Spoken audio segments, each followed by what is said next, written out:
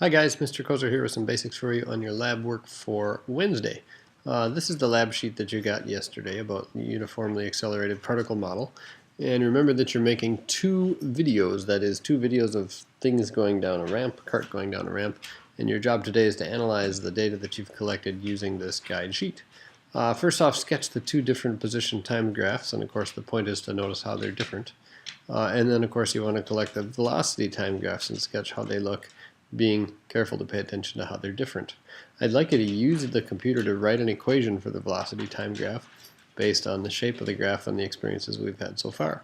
You can actually put numbers in that equation by going over here to the computer.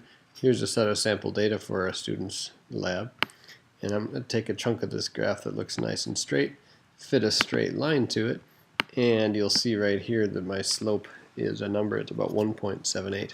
So I'm going to share this equation that velocity and slope appear in over here with my equation. I'm going to do that for both different graphs. I only have one currently to show you, but I'm going to do that for both of those.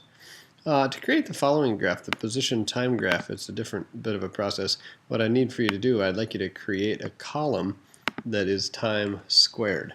You'll notice this data up on this graph looks nice and parabolic, and what we're going to try to do is straighten it out by squaring the x-axis.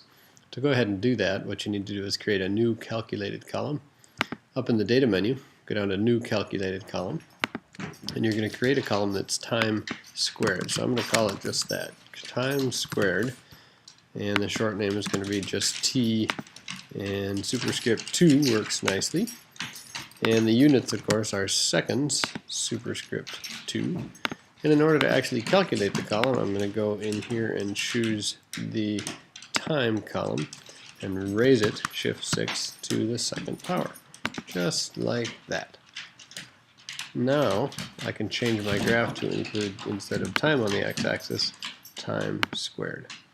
And now we're curious to take a look at what this looks like. Again, you look over here to the sheet, position versus time squared, that's what I've got.